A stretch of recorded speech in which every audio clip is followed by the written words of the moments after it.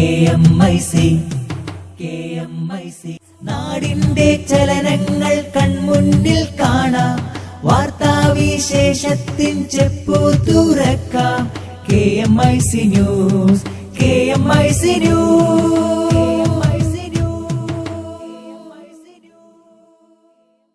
അസ്സലാമു അലൈക്കും വറഹ്മത്തുള്ളാഹി വബറകാതുഹു. Kerala Malabar Islamic class room KMIC TV പ്രേക്ഷകർക്കും റേഡിയോ ശ്രോതാക്കൾക്കും KMIC ന്യൂസിലേക്ക് സ്വാഗതം. വാർത്തകൾ വായിക്കുന്നത് ജലീൽ മടവൂർ. പ്രധാന വാർത്തകൾ. കനത്ത സുരക്ഷാ വലയത്തിൽ രാജ്യം 67ാമത് റിപ്പബ്ലിക് ദിനം ആഘോഷിച്ചു. സാധാരണക്കാർക്ക് വേണ്ടിയാകണം നിയമസഭ പ്രവർത്തിക്കേണ്ടതെന്ന് governor P Sadasivam. Solar commission മുന്നിൽ മുഖ്യമന്ത്രി ഉമ്മൻചാണ്ടി പറഞ്ഞത് പച്ചക്കള്ളമെന്ന് VS Achuthanandan. Kerala literature festival മുസ്ലിം വിരുദ്ധ സമീപനങ്ങളിൽ നിന്ന് പിന്മാറണമെന്ന് മുസ്ലിം സംഘടനകൾ. സയ്യിദ് അഹമ്മദ് ബുഖാരി സ്ഥാപിച്ച മൊഹീദ്ദീൻ റാത്തീബ് ഈ മാസം 28-ന് കടലുണ്ടിയിൽ. ഇസ്ലാമിക പാരമ്പര്യം അന്വേഷിച്ച് ഫ്രാൻസിലെ മയോട്ടയിൽ നിന്നുള്ള സംഘം മഅദിനിലെത്തി. വാർത്തകൾ വിശദമായി. കനത്ത സുരക്ഷാ വലയത്തിൽ രാജ്യം ഇന്ന് 67ാമത് റിപ്പബ്ലിക് ദിനം ആഘോഷിച്ചു. വിശദമായ റിപ്പോർട്ടിലേക്ക്. തീവ്രവാദ ആക്രമണ ഭീഷണിക്കിടെ രാജ്യം ഡൽഹിയിൽ 67ാമത് റിപ്പബ്ലിക് ദിനം പ്രൌഢോജ്വലമായി തന്നെ ആഘോഷിച്ചു. കനത്ത സുരക്ഷയിലാണ് ഡൽഹിയിൽ നടന്ന ചടങ്ങുണ്ടായത്. ചടങ്ങിൽ ഫ്രഞ്ച് പ്രസിഡന്റ് ഫ്രാൻസോ ഒലോഡായിരുന്നു മുഖ്യ അതിഥി. ഫ്രഞ്ച് സൈന്യവും പരേഡിൽ പങ്കെടുത്തത് ആഘോഷ പരിപാടികളെ വേറിട്ടതാക്കി. ചരിത്രത്തിൽ ഇതാദ്യമായാണ് ഒരു വിദേശ സൈന്യം ഇന്ത്യയുടെ റിപ്പബ്ലിക് ദിന പരേഡിൽ പങ്കെടുക്കുന്നത്. ഫ്രാൻസോ ഒലോഡിനെതിരെ തീവ്രവാദികൾ ഭീഷണി ഉയർത്തിയിരുന്നുവെങ്കിലും അതെല്ലാം അവഗണിച്ചാണ് അദ്ദേഹം ഇന്ത്യയുടെ ക്ഷണം സ്വീകരിച്ചെത്തിയത്. പ്രധാനമന്ത്രിയും രാഷ്ട്രപതിയും പങ്കെടുത്ത ചടങ്ങിൽ ഫ്രഞ്ച് സൈന്യം കൂടെ പങ്കെടുത്തത് തീവ്രവാദത്തിനെതിരെ ഇരു രാജ്യങ്ങളും ഒരുമിച്ചതിന്റെ ശക്തി വിളിച്ചോതി. രാജ്യത്തിന്റെ സൈനിക ശേഷിയും സാംസ്കാരിക വൈവിധ്യവും വിളിച്ചോതുന്ന പരേഡാണ് രാജ്പഥിൽ നടന്നത്. രാഷ്ട്രപതി പ്രണബ് മുഖർജി അഭിവാദ്യം സ്വീകരിച്ചു. കരസേനയുടെ Delhi area general officer commanding lieutenant general Rajan Raveendran എന്നിവർ പരേഡ് നയിച്ചു. 26 വർഷത്തിനുശേഷം കരസേനയുടെ ശ്വാനസംഘം ഇത്തവണ പരേഡിൽ പങ്കെടുത്തു. അതിർത്തി കാക്കുന്ന വീരന്മാരും ബോംബ് കണ്ടെടുക്കുന്ന വിദഗ്ധരും ഈ സംഘത്തിലുണ്ടായിരുന്നു. CRPFന്റെ സ്ത്രീകൾ മാത്രം അടങ്ങുന്ന സംഘത്തിന്റെ അഭ്യാസ പ്രകടനങ്ങളും ഇക്കുറി അരങ്ങേറി. KMIC ന്യൂസിനു വേണ്ടി കരീം ഏലംകുളം. സാധാരണക്കാർക്കു വേണ്ടിയാണ് നിയമസഭ പ്രവർത്തിക്കേണ്ടതെന്ന് ഗവർണർ പി സദാശിവം. നിയമസഭകളുടെ കടമ നിർവഹണത്തിന് രാഷ്ട്രീയം തടസ്സമാകരുതെന്നും അദ്ദേഹം പറഞ്ഞു. റിപ്പബ്ലിക് ദിനാഘോഷങ്ങളുടെ ഭാഗമായി തിരുവനന്തപുരം സെൻട്രൽ സ്റ്റേഡിയത്തിൽ ദേശീയ പതാക ഉയർത്തി അദ്ദേഹം സല്യൂട്ട് സ്വീകരിച്ചു. മറ്റു ജില്ലാ ആസ്ഥാനങ്ങളിൽ മന്ത്രിമാരാണ് ദേശീയ പതാക ഉയർത്തിയത്. സെൻട്രൽ സ്റ്റേഡിയത്തിൽ വിവിധ സേനാ വിഭാഗങ്ങളും പോലീസും NCC scouts, guides, students, police കേഡറ്റുകളും പങ്കെടുത്ത വർണ്ണാഭമായ മാർച്ച് പാസ്റ്റോടെയാണ് റിപ്പബ്ലിക് ദിനാഘോഷം നടന്നത്. നിയമസഭയുടെ പ്രാധാന്യം ഊന്നിപ്പറഞ്ഞ് നടത്തിയ റിപ്പബ്ലിക് ദിന പ്രസംഗത്തിൽ കർഷകരുടെ പ്രശ്നങ്ങൾ പരിഹരിക്കണമെന്ന നിർദ്ദേശവും ഗവർണർ മുന്നോട്ടുവച്ചു.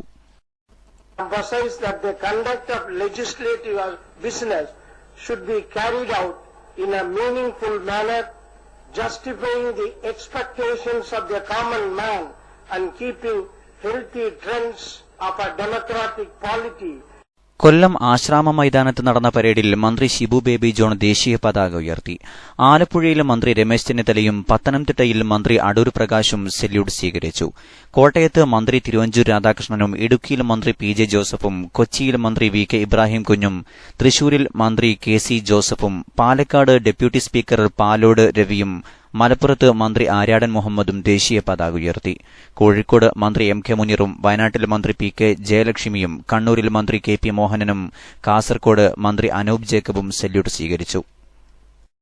സോളാർ കമ്മീഷന് മുന്നിൽ മുഖ്യമന്ത്രി ഉമ്മൻചാണ്ടി പറഞ്ഞത് പച്ചക്കള്ളമെന്ന് പ്രതിപക്ഷ നേതാവ് VS അച്യുതാനന്ദൻ. പറഞ്ഞത് വസ്തുതാവിരുദ്ധമായതിനാലാണ് ഉമ്മൻചാണ്ടി നുണപരിശോധനയ്ക്ക് തയ്യാറാകാത്തത്. ടീം സോളാറിന്റെ 45 പദ്ധതികൾക്ക് സർക്കാർ സ്ഥാപനമായ അനെർട്ട് ദശലക്ഷക്കണക്കിന് രൂപ കടം കൊടുത്തിട്ടുണ്ടെന്നും VS തിരുവനന്തപുരത്ത് പറഞ്ഞു. VSന്റെ വാക്കുകളിലേക്ക്. ധൈര്യം കാണിക്കില്ല, കാരണം വസ്തുത വിരുദ്ധമായതുകൊണ്ട്. അതേപോലെ തന്നെ ഇയാളുണ്ടല്ലോ, ഞാൻ നിങ്ങൾ ചോദിച്ചാൽ വസ്തുതകൾ തന്നെ പറയണമല്ലോ എന്ന് കരുതി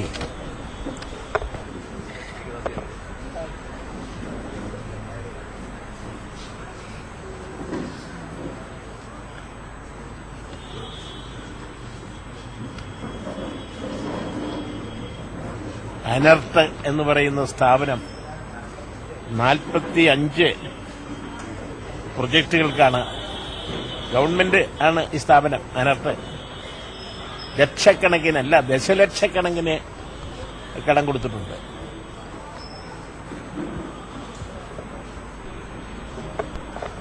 അത് സർക്കാരിന്റെ കാശാണ്. അവരെപ്പറ്റി ചോദിക്കുമ്പോൾ ഉമ്മൻചാണ്ടി പറയുക. അതാണ് യാഥാർത്ഥ്യം. സംസ്ഥാന ചരിത്രത്തിൽ ആദ്യമായിട്ടാണ് ഒരു മുഖ്യമന്ത്രി കമ്മീഷന്റെ വിചാരണയ്ക്ക് വിധേയനാകുന്നത്. അതെ, ആ സാഹചര്യം എന്ന് പറഞ്ഞാൽ നാണം കെട്ടവിനെ അത് സാധിക്കൂ.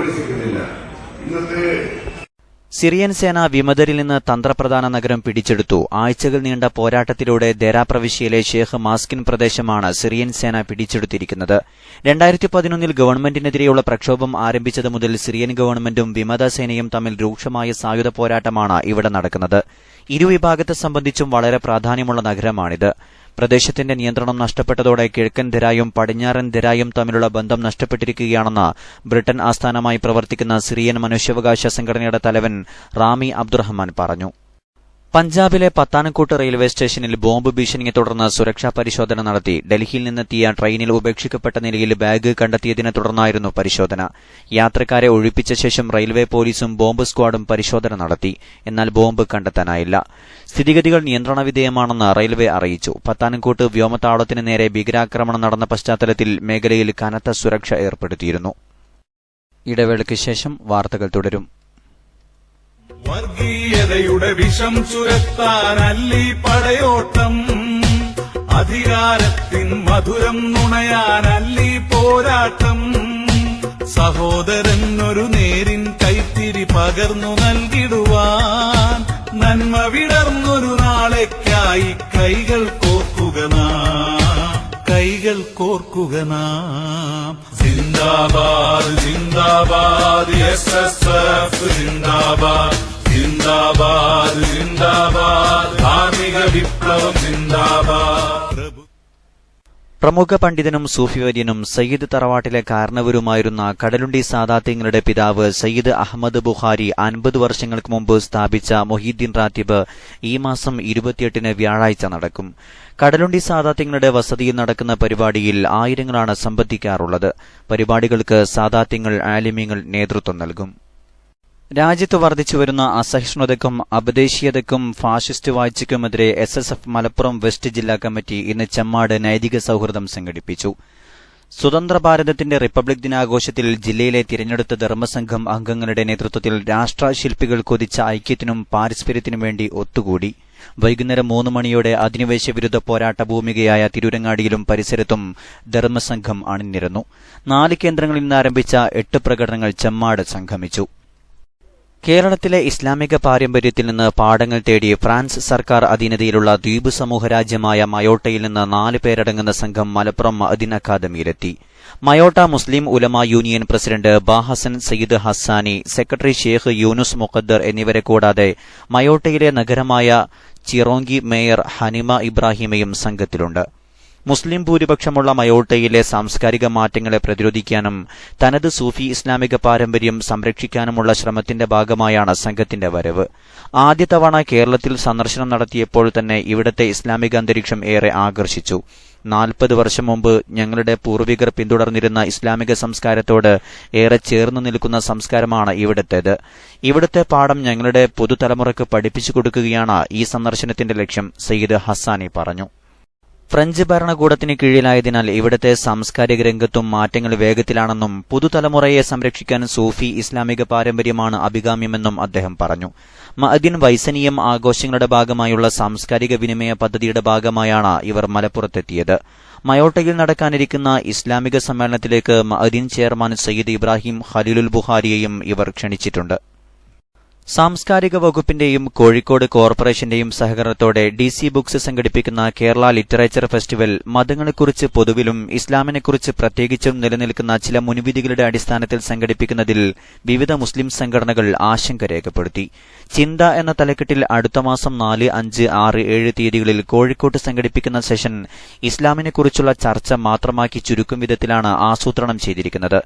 ഈ സെഷനിൽ ചർച്ചയ്ക്കുവേണ്ടി ക്ഷണിക്കപ്പെട്ടവരാകട്ടെ ഇസ്ലാമിനെ മുസ്ലിം വിശ്വാസികളെപ്പോലെ പിന്തുടരാറില്ല എന്ന് പലപ്പോഴായി വ്യക്തമാക്കിയവരും അത്തരത്തിലുള്ള നിലപാടുകളോടെ ഇസ്ലാമിനെയും മുസ്ലിങ്ങളെയും സമീപിക്കുന്നവരുമാണ്. ഇങ്ങനെ നിലപാടെടുക്കുന്നവരെ മുൻനിർത്തി മാത്രമേ ഇസ്ലാമിനെക്കുറിച്ചുള്ള സംവാദം നടക്കാവൂ എന്ന സമീപനം ജനാധിപത്യ വിരുദ്ധവും മതവിശ്വാസികളെ അവഹേളിക്കുന്നതുമാണ്. മതത്തെക്കുറിച്ചുള്ള ചർച്ചകൾ ഇസ്ലാമിനെക്കുറിച്ച് മാത്രമായി മാറ്റുന്നതിനും ഇസ്ലാമിനെക്കുറിച്ചുള്ള ചർച്ചകൾ ഇസ്ലാം വിമർശകരിലൂടെ മാത്രം ഉയർത്തിക്കൊണ്ടുവരുന്നതിനും പിന്നിൽ നിഗൂഢമായ രാഷ്ട്രീയ താൽപര്യങ്ങളുണ്ടെന്ന് ന്യായമായും സംശയിക്കേണ്ടിയിരിക്കുന്നു. ഇത്തരം കുൽസിത രാഷ്ട്രീയ താൽപര്യങ്ങൾ നടപ്പാക്കാനുള്ള വേദിയായി കേരള ലിറ്ററേച്ചർ ഫെസ്റ്റിവലിനെ മാറ്റുന്നതിൽ പ്രതിഷേധിക്കുന്നതായും മതവിശ്വാസികളെ അവഹേളിക്കുന്ന ജനാധിപത്യ വിരുദ്ധമായ ഇത്തരം പ്രവൃത്തികൾക്ക് കൂട്ടുനിൽക്കുന്നതിൽ നിന്ന് സർക്കാർ സ്ഥാപനങ്ങൾ പിന്മാറണമെന്നും മുസ്ലിം സംഘടനാ നേതാക്കൾ ആവശ്യപ്പെട്ടു. Professor Koya, NV Abdurazak Saqafi, Sathar Panthalloor, M Abdul Majeed, Nasar Faizy Koodathai, TK Ali Ashraf എന്നിവരാണ് പ്രസ്താവനയിൽ ഒപ്പുവെച്ചത്. ജാമിയ സഅദിയ അറബിയ 46-ാം വാർഷികത്തോടനുബന്ധിച്ച് ഷിഫ സഅദിയ ആശുപത്രിയുടെ സഹകരണത്തോടെ സ്പെഷ്യാലിറ്റി മെഡിക്കൽ ക്യാമ്പ് സംഘടിപ്പിക്കാൻ ഡോക്ടർ അബൂബക്കർ മുട്ടത്തോടിയുടെ അധ്യക്ഷതയിൽ ചേർന്ന മെഡിക്കൽ സമിതി യോഗം തീരുമാനിച്ചു. ഫെബ്രുവരി 7 രാവിലെ 9 മുതൽ ഷിഫ സഅദിയ ആശുപത്രിയിൽ നടക്കുന്ന ക്യാമ്പിൽ വിവിധ രോഗങ്ങൾക്കുള്ള സൌജന്യ പരിശോധനയും സർജറികളും നടക്കും. ജനറൽ മെഡിസിൻ, ശിശുരോഗം, പ്രസവ സ്ത്രീരോഗം, എല്ല് രോഗം, ജനറൽ സർജറി, മനോരോഗം, ചർമ്മ നേത്രരോഗം, ദന്തവിഭാഗം എന്നീ രോഗങ്ങൾക്കുള്ള വിദഗ്ധ ഡോക്ടർമാർ ക്യാമ്പിന് നേതൃത്വം നൽകും. ഡോക്ടർ മൊയ്തീൻ കുഞ്ഞി, ഡോക്ടർ അബ്ദുള്ള കുഞ്ഞി, ഡോക്ടർ ബാസിത്ത്, IK ഹംസ തുടങ്ങിയവർ സംബന്ധിക്കും. അവസാനമായി പ്രധാന വാർത്തകൾ ഒരിക്കൽ കൂടി. കനത്ത സുരക്ഷാ വലയത്തിൽ രാജ്യം 67ാമത് റിപ്പബ്ലിക് ദിനം ആഘോഷിച്ചു. സാധാരണക്കാർക്കു വേണ്ടിയാകണം നിയമസഭ പ്രവർത്തിക്കേണ്ടതെന്ന് ഗവർണർ P സദാശിവം. സയ്യിദ് അഹമ്മദ് ബുഖാരി സ്ഥാപിച്ച മൊഹീദ്ദീൻ റാത്തീബ് ഈ മാസം 28-ന് കടലുണ്ടിയിൽ. സോളാർ കമ്മീഷന് മുന്നിൽ മുഖ്യമന്ത്രി ഉമ്മൻചാണ്ടി പറഞ്ഞത് പച്ചക്കള്ളമെന്ന് VS അച്യുതാനന്ദൻ.